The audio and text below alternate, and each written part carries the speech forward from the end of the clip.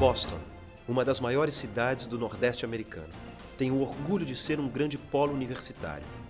Estudantes de todos os continentes vêm até aqui em busca de algumas das melhores instituições de ensino do planeta, principalmente Harvard e o MIT. Faz sentido que uma cidade tão ligada às ciências tenha um dos melhores museus do mundo no tema. Estamos no Museu da Ciência de Boston. Talvez a melhor tradução seria no plural, as ciências. Afinal de contas, essa coleção aborda as mais diversas áreas, da paleontologia à matemática, da ótica à geologia, da química à mecânica. E unindo todos esses temas, um grande objetivo: tornar a ciência divertida, trazer os conceitos para o dia a dia e para a linguagem mais simples, fazer do aprendizado uma brincadeira e da visita um passeio leve e inesquecível para toda a família. São 3 andares e mais de 700 experimentos interativos. A recomendação dos curadores é que a visita comece pelo piso mais alto e que, aos poucos, o público vá descendo até a saída. Por isso, subimos pelas escadas rolantes até a primeira atração.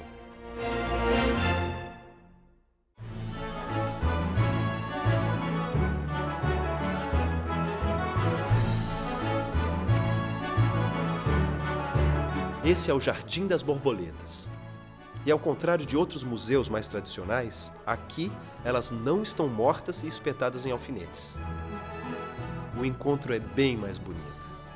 Em um ambiente de temperatura e umidade controladas, vemos diversas espécies de borboletas, vivas, coloridas, a centímetros de nossos olhares.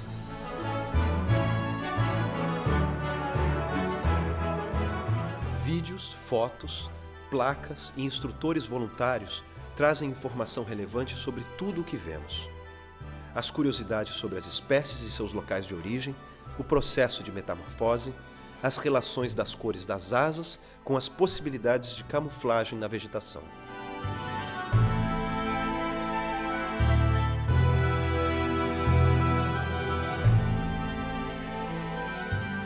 Boston é uma cidade muito fria na maior parte do ano, mas neste jardim o clima é sempre tropical.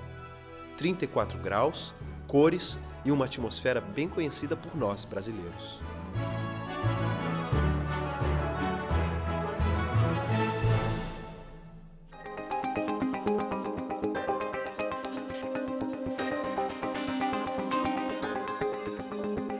Neste museu, as mudanças de tema são rápidas. Tudo bem pensado para escapar do menor sinal de tédio. Agora já estamos em uma exposição chamada Seeing is Deceiving, ou Ver é Enganar-se. E a brincadeira é com as ilusões de óptica.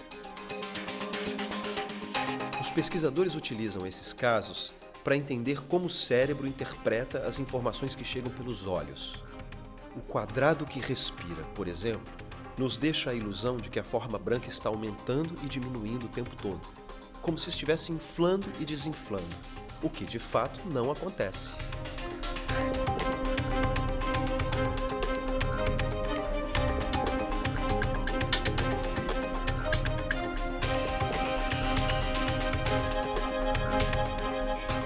Outro experimento curioso é este, com desenhos de espirais em sentidos opostos. Ao ser iniciado o giro, você pode jurar que os círculos se movem para dentro e para fora. Mais uma ilusão. Mais um momento em que o cérebro confunde-se com o que vemos e nos leva a conclusões erradas.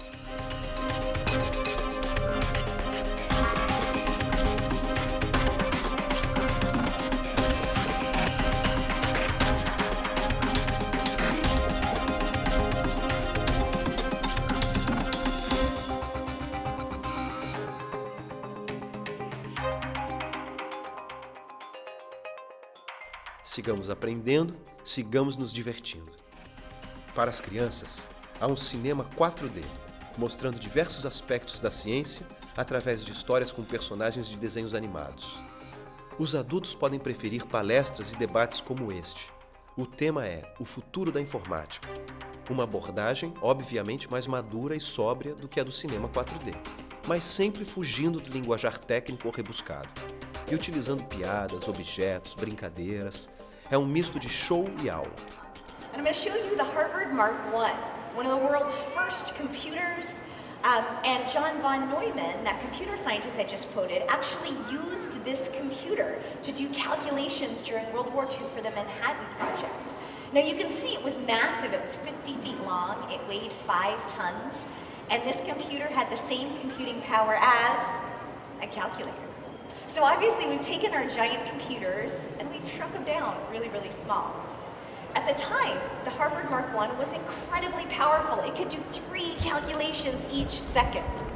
If we compare that to one of our supercomputers today, one of our room-sized computers, this is the TH2 supercomputer in China. It's the world's fastest supercomputer.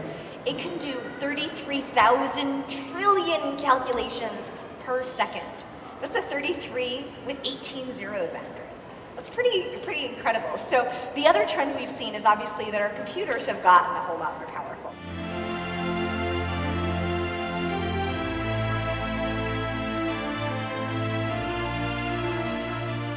De olho no futuro, também encontramos atrações de um passado muito remoto. Esse é um corte da maior árvore do mundo, a sequoia gigante. Ela pode chegar a 7 metros de diâmetro e 85 de altura. Este segmento foi retirado de uma árvore com simplesmente 2.000 anos de idade.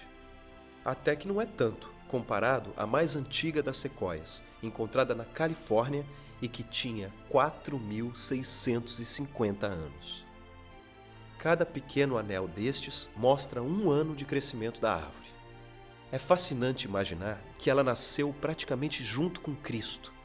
Cresceu durante boa parte do Império Romano. Passou pela Era Medieval, pela Renascença, pela Independência Americana, por tantos inventos e descobertas.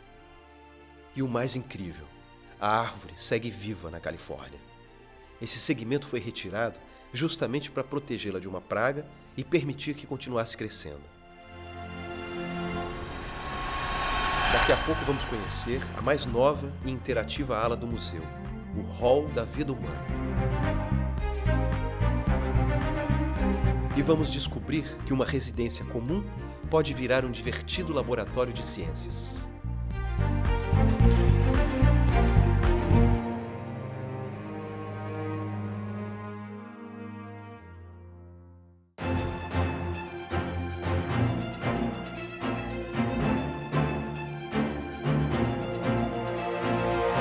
Mundo Museu está de volta a Boston, nordeste dos Estados Unidos.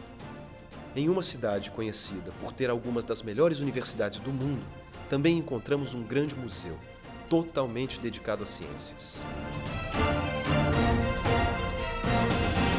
Este é o Museu da Ciência. 3 andares de experimentos, interações e curiosidades para ensinar divertindo.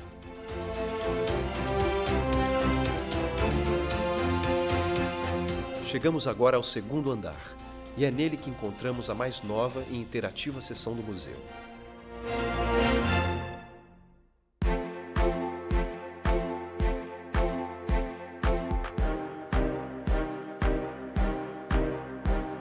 O Hall da Vida Humana tem 70 experimentos para que o visitante entenda melhor a parte da biologia que lhe atinge mais diretamente, o próprio corpo.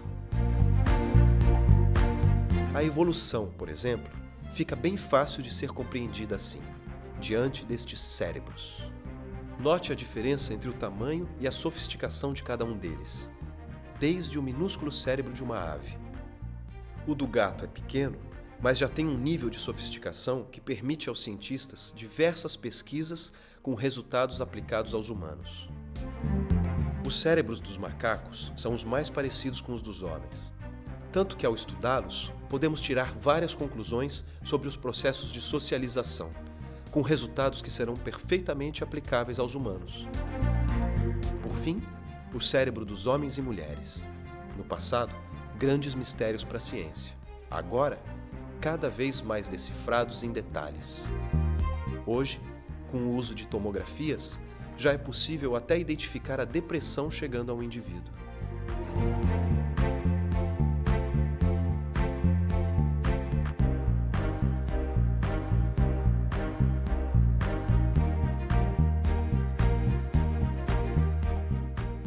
Outras imagens muito curiosas do corpo humano são as das mãos.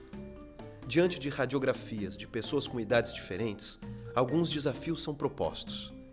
Quais destas mãos já pararam de crescer?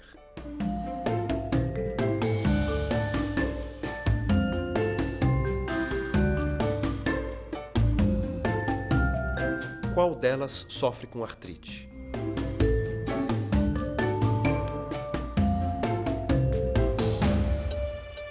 Qual delas tem uma fratura?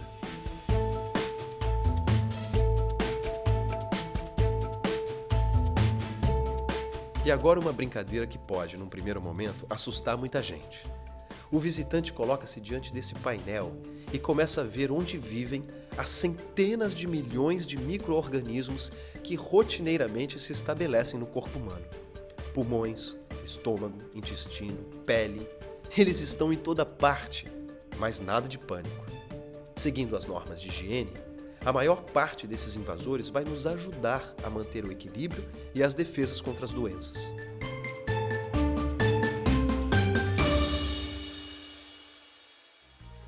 Conhecer melhor o nosso próprio corpo é fundamental.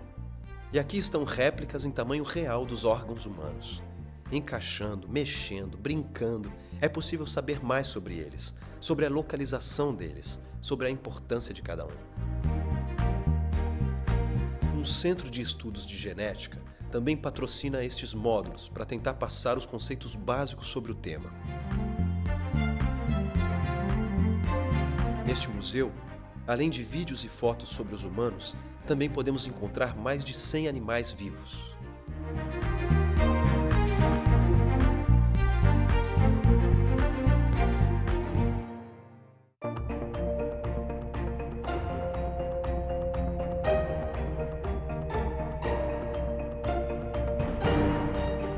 É o caso desse espaço dedicado ao sagui cabeça de algodão.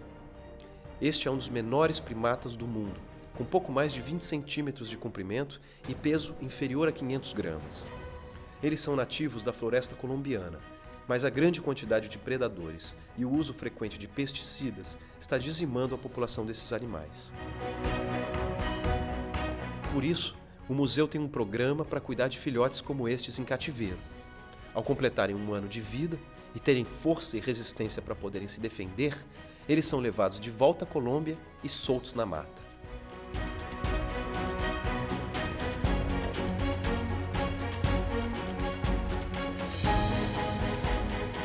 A ciência está na floresta tropical, nos laboratórios, nas telas, nas salas de aula, em toda parte, inclusive dentro das nossas casas. Basta saber observar.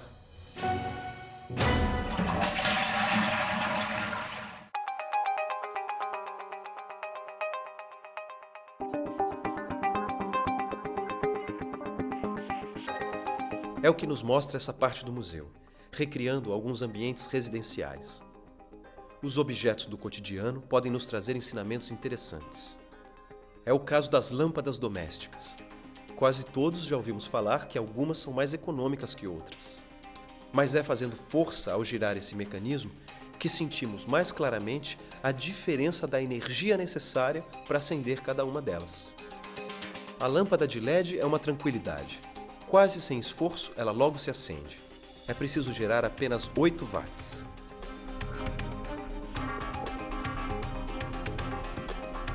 A lâmpada fluorescente compacta precisa de um pouquinho mais de força. Com 9 watts, temos a luz. Mas quando vamos para a incandescente, aí percebemos como é preciso força para mantê-la funcionando. 40 watts. 4 vezes mais que as outras.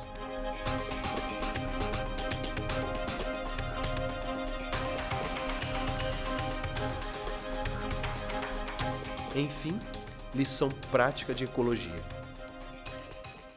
O micro-ondas também é utilizado para dar algumas lições de física.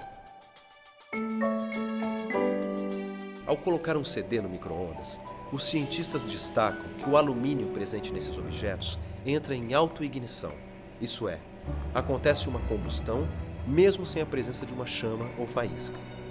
Isso acontece com todos os metais quando absorvem determinadas quantidades de micro-ondas. Veja só o resultado final.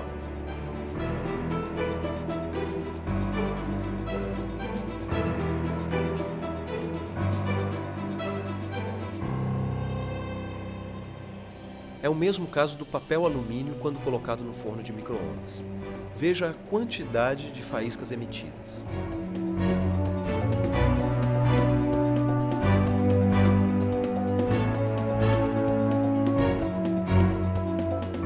E agora acompanhemos o que acontece com uma lâmpada incandescente.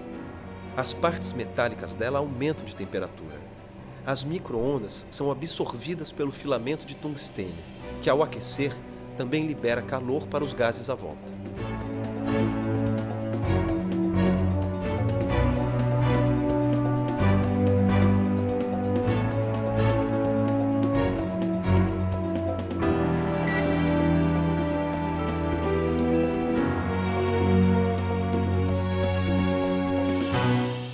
E até o banheiro, quem diria, pode nos trazer lições científicas e ecológicas.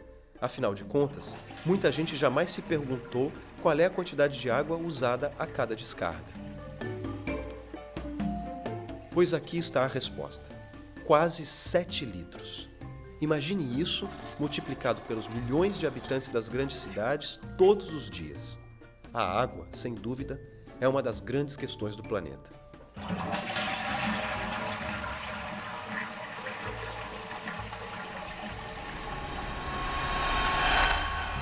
Ciência e espetáculo.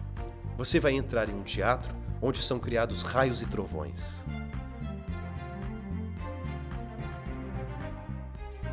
E uma das atrações preferidas pelas crianças, a ala dos dinossauros. É o que veremos no próximo bloco.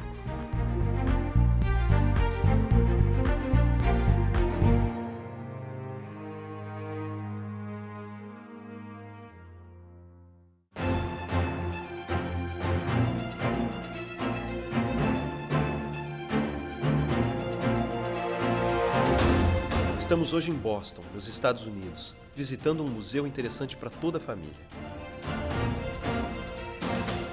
Uma instituição que se propõe a ensinar os conceitos da ciência de um modo interativo e divertido. Aprender brincando é sempre melhor. Nos blocos anteriores já vimos atrações com animais vivos, desafios de ótica, jogos sobre o corpo humano, curiosidades sobre a ciência que podem estar dentro de casa. E o museu ainda tem muitas surpresas.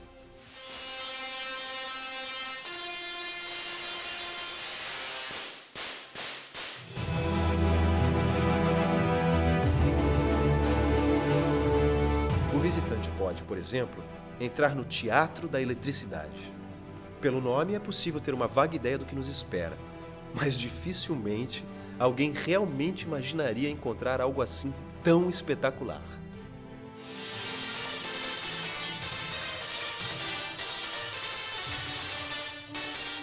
Um palco gigante, com um misto de ator e monitor científico. Equipamentos imensos. E a ação começa.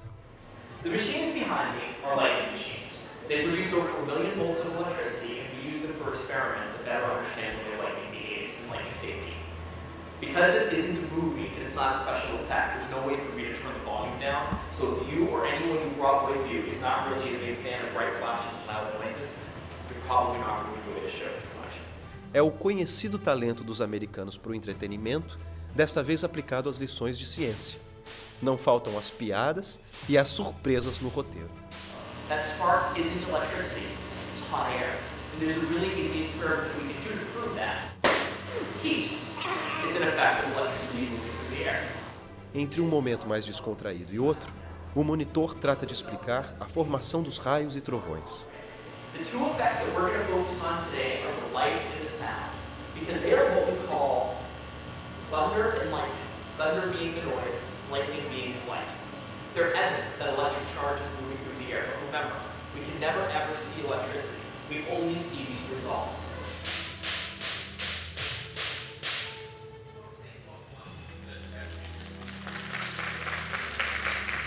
E para as crianças que saem encantadas do espetáculo, ainda restam mais atrações que misturam museu com parque temático.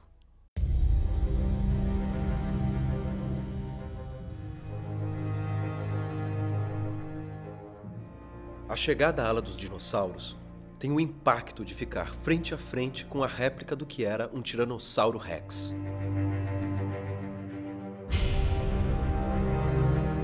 modelo pode ser considerado bastante realista, já que foi baseado no estudo de 30 esqueletos encontrados em diversos cantos do mundo. –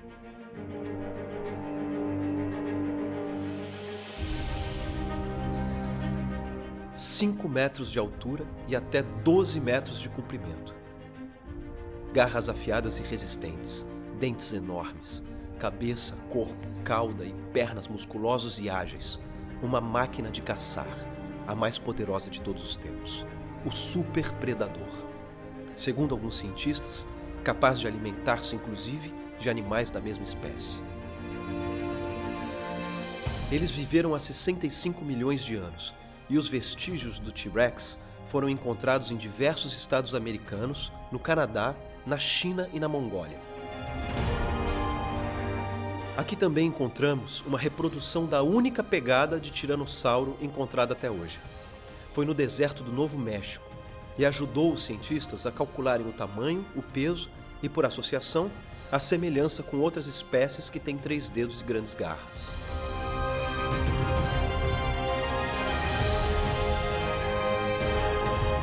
Mas nem todos os gigantes daqueles tempos eram violentos predadores. Veja só o húmero de um braquiossauro. Por ele, você pode imaginar o tamanho do animal. O braquiossauro tinha 15 metros de altura e 25 de comprimento. Um herbívoro que pesava 115 toneladas e comia 2 toneladas de plantas por dia.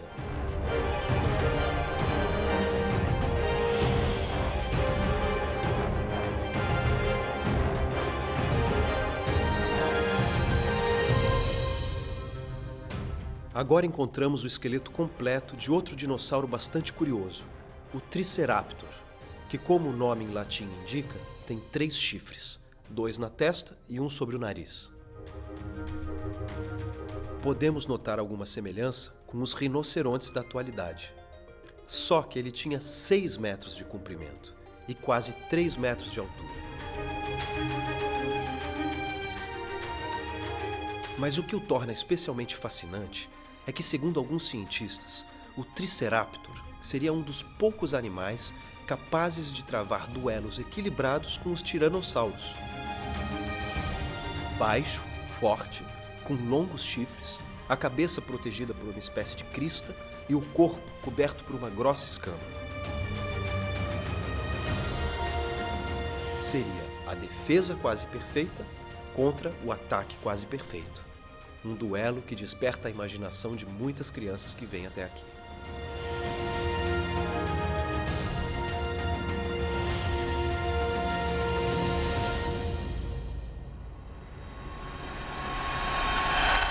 E essa é a grande qualidade desse museu: despertar a imaginação. Através de imagens, objetos, brincadeiras e interações, mexer com a imaginação, provocar a reflexão, levar o visitante a, quando chegar em casa ou na escola, buscar ainda mais informações sobre tudo isso.